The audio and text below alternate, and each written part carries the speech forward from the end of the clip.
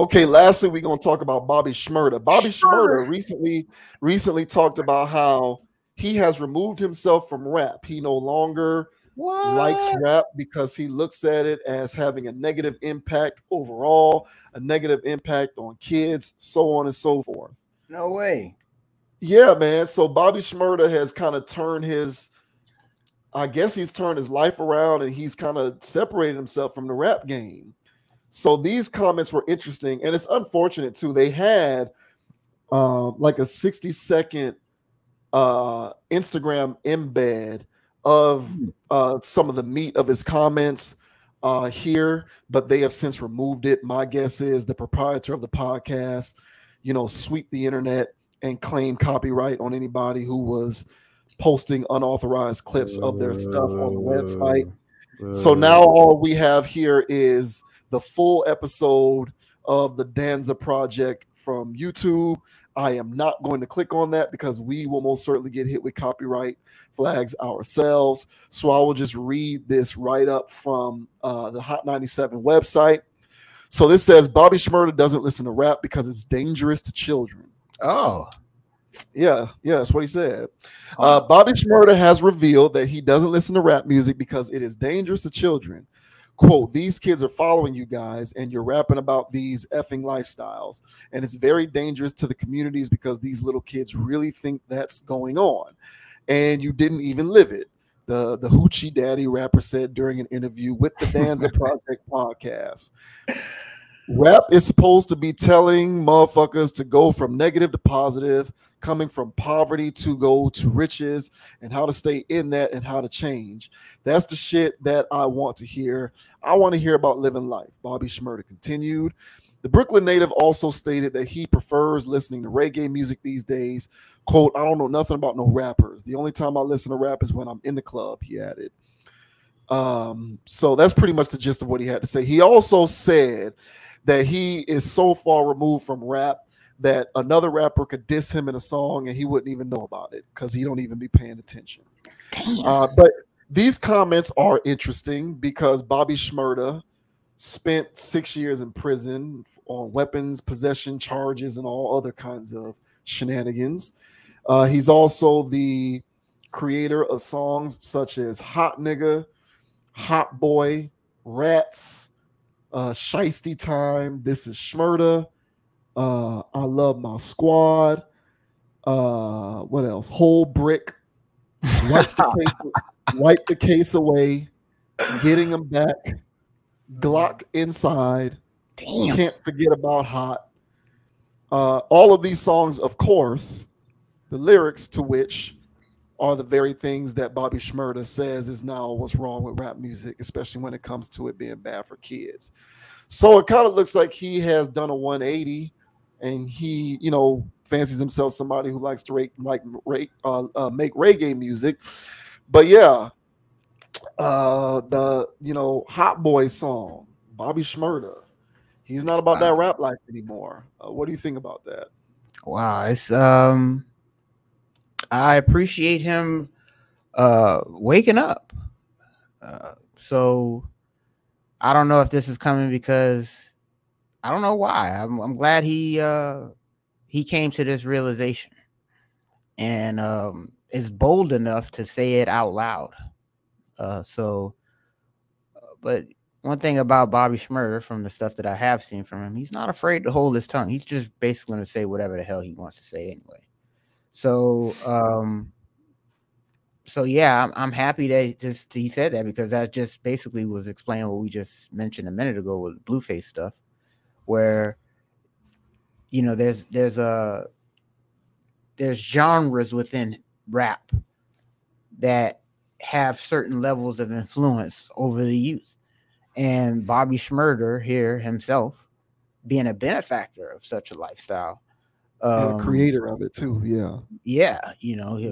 and before this, he would have been arguing tooth and nail, a few years ago about how much he's added to the game and how these guys are fighting him and biting his style. So I'm sure his children are still out there making more hits, talking about murder, kill. So But again, he's at least come to the realization that, hey man, this stuff does influence younger generations of people, and we don't need to see no more people talking about smoking ops and all this other crap. Uh, because these kids was really believing it. And as I mentioned too before, like in previous pods, like these guys are actually like rappers are actually getting indicted for actual gang activities, for actually murdering people and actually selling drugs. But when we were growing up, man, it was studio thugs. Those guys weren't really moving any weight. They knew the guys moving it, but they didn't move it themselves. So Jeezy wasn't really moving bricks. Did he see one? Did he touch one? Was he a part of some transactions? Yeah, but Jeezy wasn't moving weight. So yeah, he was hanging around Meech. You know, it was all to the good. You know, Rick Ross story's already out there. All right, you know the guy's just a rapper.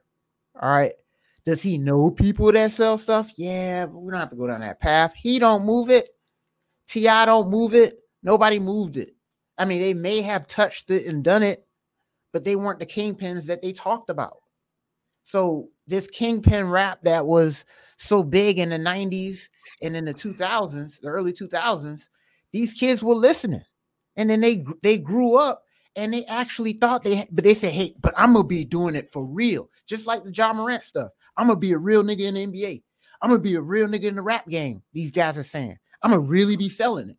I'm going to really be shooting niggas and rapping about it. Yeah, make a whole rap single snitching about it, much like how he did. Yeah. And so if anybody, much like I just said in the last one, if anybody can tell the masses that this stuff corrupts kids' minds, it's somebody that actually corrupted their mind when they were growing up. So why else would Bobby Shmurda make a song about how him and his crew killed people, unless he thought being a real nigga in the game was actually killing somebody and putting it on a track? So he actually bought the hype. So for him to be actually out here saying that, hey, y'all, I bought the hype. Basically, I bought the hype. Y'all don't buy the hype. This is trash. We need to be different on some other stuff. Then who else should you listen to? So hopefully, just like how the tribe of people that's so busy to follow Blueface most likely got Bobby Shmurda in their feed too. Hopefully they saw that and say, hey, you know what? Maybe he's got a point. Maybe I should stop listening to this repetitive stuff where guys are waving guns in front of the camera. Maybe I should listen to something else that's not talking about selling drugs in our community. So how about you, sir? Bobby Shmurda's got a point in my book. Do you agree with him, or do you think that this is overblown? No, it probably comes as no surprise that I agree with what he's saying. And like, you know, you know how the whole YSL thing with Young Thug right That's now. Right. Yeah. One of those.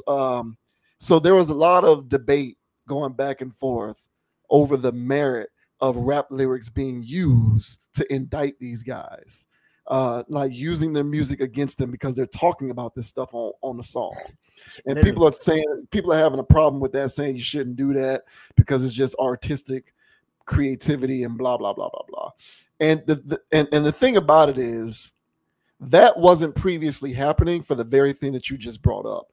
The rappers before were talking about it but weren't doing it. Right. So just because you're actually putting it in the music, if the law can't actually connect you to the crime physically, there's no case. The difference now is these people are doing this and they're rapping about it. So essentially you're just telling on yourself on a song. Right. But these rappers nowadays really did drink the Kool-Aid.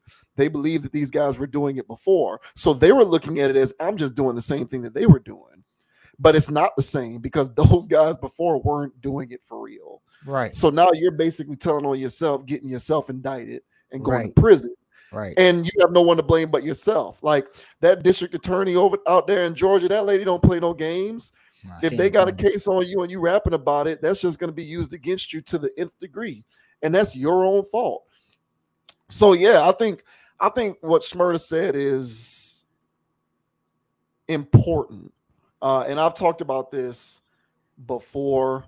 The reason why I don't The reason why I'm so uncomfortable with rappers in particular being the spokespersons, the representatives for black people, the reason why I don't like that is because too much of the content that's mainstream for mass consumption is this uniformly. The stuff that's damaging to people, to children, and to other people who actually believe it and believe that in order to be authentically of your community or authentic to whom you are as a person, that you got to be out in the streets doing this stuff. This messaging is given to us through this music, and it's force fed through us via mass consumption from the machine that's the music industry. The music industry has the means to control how often certain types of music get put out. Mm-hmm. So I am of the belief that the reason why this form of hip hop is so mainstream is because they want it to be. And they want it to be because they know that it has a profound effect on the actions and the behaviors and the mentalities of people who listen to it. And that ain't just black people, that's anybody who listens to it. Especially if you come from the same economic background. Well, no matter what your race or culture is, you're susceptible to that form of recidivism, because if you listen to it and believe that it's real, you'll be out here doing it, and then you can fuel some of these various systems that thrive off of people being put in systems. And so I think it's cool that Bobby Shmurda said what he said. You know, I could go, you know, I'm not necessarily going to kind of bash the kid because he used to do some of this stuff himself, because we don't need to bring that up. We already know that, right? That's well documented. And everybody retains the ability to reform themselves.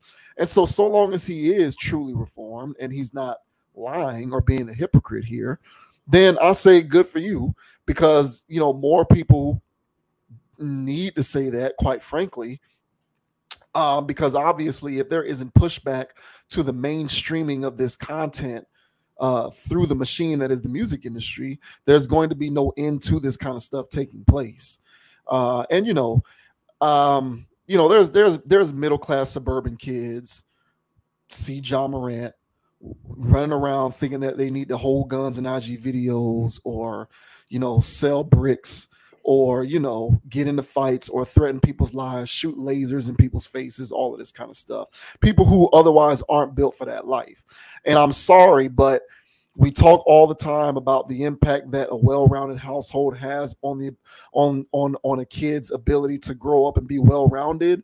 Well, we're seeing a lot of these quote-unquote well-rounded kids still capitulate to this stuff, because this messaging has become truly ubiquitous, more so than it's ever been. See the last conversation that we had talking about Blueface, as you alluded to. So the power of an individual who used to do this kind of stuff, speaking out against it, definitely is an effective countermeasure to how pervasive that this is becoming. But yeah, you're not going to see it change, and the machine is not going to change unless the machine sees that there is profit and opportunity in the opposite. And until the machine believes that there is profit and opportunity in the opposite, it's going to keep flooding the market with what pays. And right now, what pays is murder, murder, death, kill, unfortunately. Yeah, I'm with Shmurda, and it's cool to see that he is saying that. I've never liked rappers being the spokespersons for black people in particular, but just people in general, because they just the content inherent in what they do, because they really do portray it as real life, very much so in the same vein that Blueface saying women should expect to be cheated on is suggested in real life, based upon how much that kind of stuff gets served up on Twitter and Instagram algorithms. It's no different with music. This stuff gets served up on these, musical algorithms, so to speak, and it becomes the thing that people believe is real life. And until more of us believe that this is actually not real life, words from somebody such as Bobby Shmurda, despite his past, definitely serve a good purpose. So that's what I say. Yeah, like you said, hopefully, I hope he sticks to this. He's still a young man, so hopefully he sticks to this. And if he does find himself in the studio again, let's see what he's talking about. you know, because if he's just adding to the filth again, this conversation was just, it made no sense and was useless. Right. But it's kind of like you said, to talk to the point that you made on the record labels and stuff like that, and the radio stations and what they decide to promote, and once they made that decision that that's what they're going to start promoting, guys were just following the rules. They were just following what gets you on. And so much like how everybody liked to complain about the flopping in the NBA, well, they flopping because the referees are rewarding it. Absolutely. So the game has gotten softer because the referees want it to be softer. If these guys would adapt very quickly once they see that they're not getting those calls, they'll stop flying across the court and hitting beer out of people's hands. So if the record label, so we black people don't want to listen to murder, kill all day. Surprise. We don't. Yeah, that's a very common misconception. Yeah, that surprise. Is. Yeah. And if you guys are watching this and you're not in the black and brown community, surprise. We don't all love listening to that. We don't all like that crap. So it's something that got a good beat to it. And if you're feeling aggressive, you want to go to the gym, you know what I'm saying? That's one thing, but we don't want to hear that all day long. Hey man, I like salads too. I like a balanced meal, So if I want to listen to some party, rah over here, that's cool, man. But at the same time, where's the balance? And they made sure that there was no balance, that you was going to get nothing but sugar and starch every day, and put sugar and starch all day on the radio. And then people trying to figure out why our people are malnourished. We're not hearing any nutrients. And they made sure that they didn't promote that type of stuff either. So the guys growing up is just talking about Kool-Aid and crackers and freaking bread. Then it's just like, all right, well then at that point, they're just eating nothing but starch and sugar. And so that's all that their rap is going to be about. And then we try to figure out, it's devolved to the point to where they're just muttering words. They don't even use words anymore. Now, there's a certain genius to muttering words, but not muttering words because you're so high on drugs. So my whole thing is that it has devolved into this. And who do they promote now? Who are you listening to the radio now? What is being played on the radio now? It's madness. I'm listening to this stuff, and this guy was just saying F word every other sentence. But they took the time to bleep it out. But I'm like, it's clearly obvious that this guy's cussing every sentence. Like, what is this? But hey, man, it's the new age. So so we have to be mindful of the machines. And we had talked about this kind of in the last topic too, where social media and what's coming through these feeds. Hey man, who controls these algorithms in these machines. And whenever if they want to push a certain way of being, they're going to make certain things trending. And generally speaking, it messes your head up.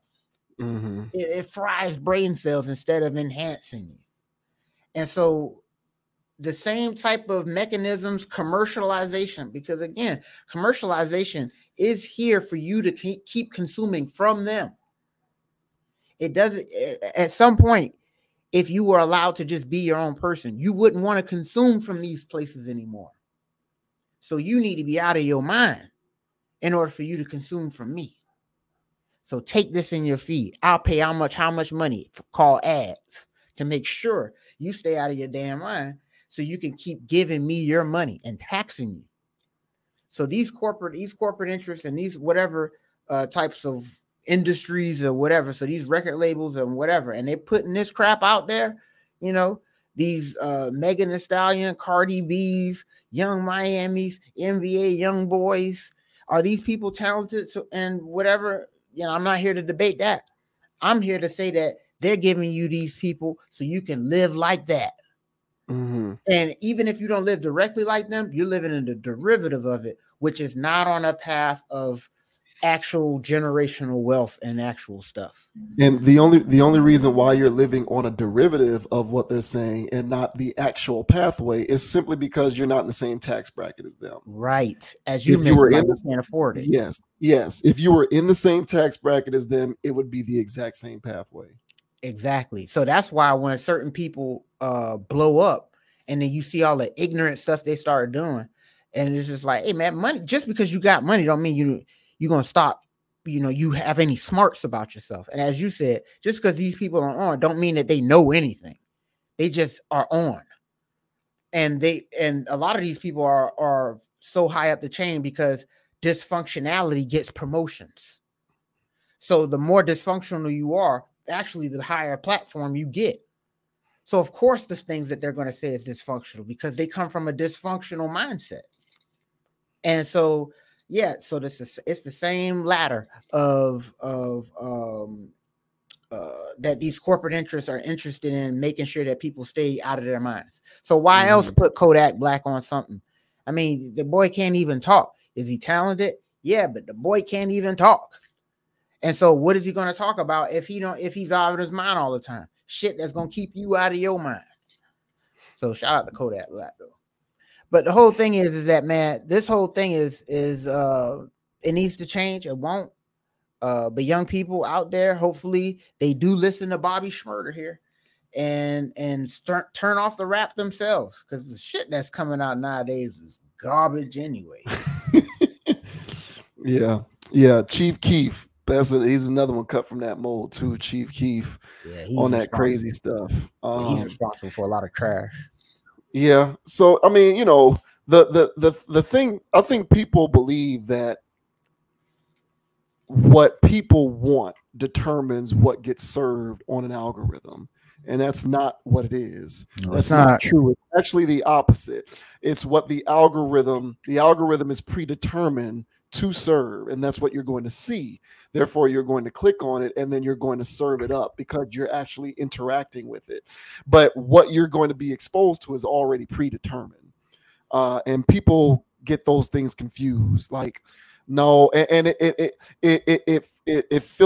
kind of matriculates back into this central conversation that we've been having about how a lot of these things aren't real life and aren't real, but they want you to believe that it's real so that you can interact with it. And it's all a part of a twofold strategy: onefold, obviously, to make money, and twofold to keep you from thinking for yourself. Those are the two main goals for this. And it gives me no pleasure in saying this because I grew up listening to this music, but at this point, in my opinion, for the most part, not some of the artists, the handful of artists and a handful of music that comes out that doesn't necessarily fit this particular paradigm, but for the most part, this music is largely designed to keep you from thinking for yourself. It is. And so I think, what you can take away from an individual like Bobby Shmurda and what he had to say was, if you don't think for yourself, obviously there's a tendency for you to think that this stuff is real, and it's not. And that's coming from a guy who was making this crap. And it's not real. Like, this stuff is not real life. This stuff doesn't have a life of its own. People give it life. Like, y'all give Instagram life. You give TikTok life. The only stuff that has a life of its own is the stuff that serves a practical use. If you can learn an actual hard skill, those things have a life of their own. But the rest of this social stuff, you give it life. It doesn't inherently have life. You give it life, and then you turn around and think that is real life and that it's reality. And that's where the bamboozlement takes place. That's the trick. So, I would like for it to see it curtailed a little bit, because I don't necessarily think I'm speaking from the standpoint of an old person per se. I think it's different.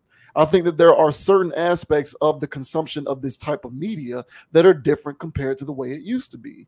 And I think before, even though there was a lot of that going on with the shoot this and sell that and all, and have sex with your baby mama and I'll smash your girl and all of that kind of stuff, the ability of these outlets to then reinforce the messaging of the music through direct face-to-face forms of communication through these apps has made it worse. That's what I think the difference is. And so a lot more people glean it as real life than they did before in previous generations. And that can be dangerous when you listen to so much of it and now think that you got to go out there and, run up on ops and burglarize houses and shoot people. Look at Lucci, same thing.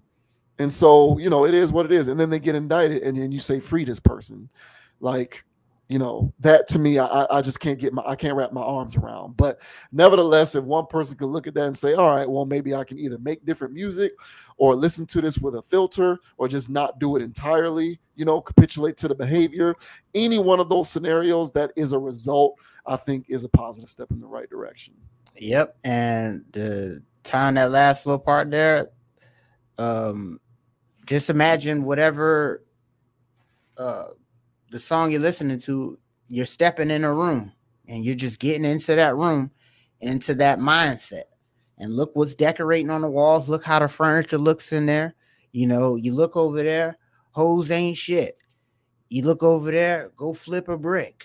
You look over there, I don't know, spending money, I ain't no trick. Yeah. Yeah, and run up on ops. You run up on ops. All right, you got a pack on you. And you go, oh, wow. Once you take the headphones off, you have now stepped out of that room. But some of that is still Molly Percocet. Yeah, exactly. But the more you get into those rooms, the more that start to get on you. And if you got a whole playlist of that, you're going into each room talking about women ain't nothing. Then you can listen to a song that's telling you to invest your money. Then you listen to a song that say, hey, whatever. Your mindset immediately shifts. So be mindful of what's in your playlist. Some of these songs are hard to let go. It's like crack, some of them, I know. Trust me. Some of them still litter around some playlists that are out there. All right. But I take it in, like I said, hey man, I have a whole meal of stuff. I listen to a lot of Spanish music. I don't know what the hell they saying, but it goes hard. So you can listen to all kinds of music. Just make sure that the music that you're listening to is actually speaking to some part of you. And then at that point, you wouldn't be listening to songs that are always telling you to be on some other shit. So have a balance stuff. So instrumentals I listen to, music from other countries, like some song in my stuff is from Portuguese. Mm-hmm. So just mixing it up and having different types of music, it also helps at that point too, because you don't always have to listen to murder, kill, or depression music. They cheated on me, this and this and that. There's all kinds of music out there. Explore, and you'll be surprised that, don't miss rap, because the stuff that they talk about, I now feel better. I'm telling you, boy, you be anxious when you listen to murder, kill all day. So it's a different life. I started listening to music from the UK personally, because my Spotify feed randomly started hitting me with songs from these artists from the UK, and I kind of like it. I like how a lot of it sounds. The more, not even the popular ones. Like there's a guy from the UK called Aaron Tallow. Started listening to him. I'll listen to what's that kid? He's from the UK. He's a real popular one. Got a song with Eminem. Dang, what's his name? Off the top. Dang, I'm drawing a blank right now. I'll think of it. But yeah, diversification is key. I look at it like eating meals. Like for me, like, I'm not going to eat clean, healthy every single day. Right. I'm going to have 1 or 2 days out of the week where I eat a little dirty. I'm going to have 1 or 2 days out of the week where I eat my red meat. I'm going to eat a burger here or there, French fries, whatever, blah, blah, blah. Yeah. But, 4 or 5 days out of the week, I'm on my clean vibe, Right. So it's not to say go completely cold turkey. The way I look at it is that diversification gives you, number one, the ability to maintain a worldview that's balanced. Right. And not think that what you think based on your community, extrapolate that to the rest of the world. Like this is how the rest of the world is, because it's not.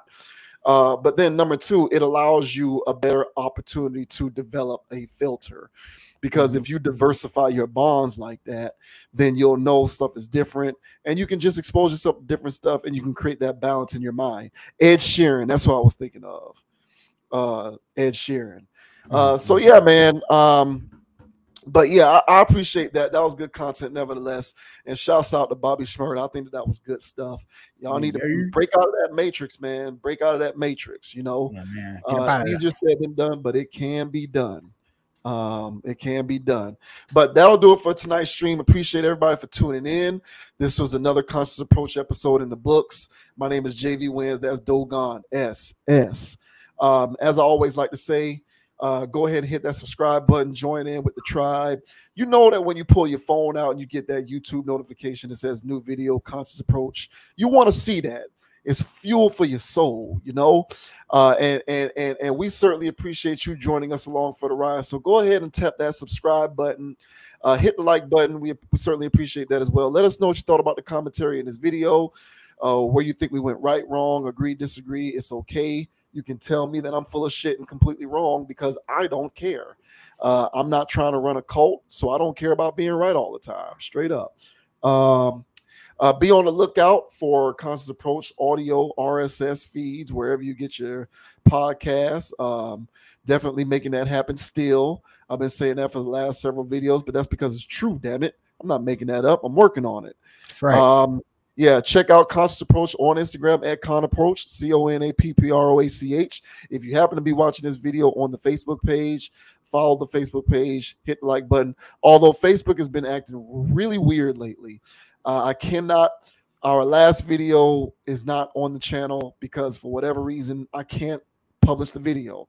I don't know what's going on with Facebook. It's a weird meta Facebook, whatever the hell you want to call it.